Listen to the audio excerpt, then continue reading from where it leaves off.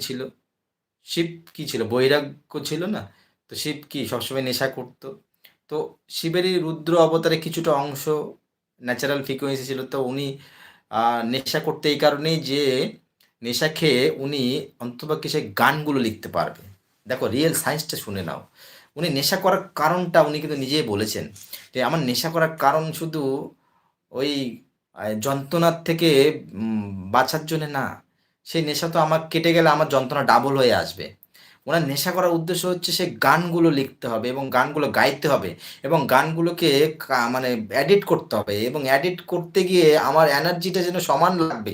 আমি যেন সেটা বল পাই সেই এডিট করতে, গান করতে এবং সেখানে একটার জায়গায় ৪ টে গান হয়ে যাচ্ছে আমার। তাহলে আমাকে ভৌতিক আমাকে একটা মোহর মধ্যে রাখার চেষ্টা করে, একটা আবদ্ধের মধ্যে রাখার চেষ্টা করে।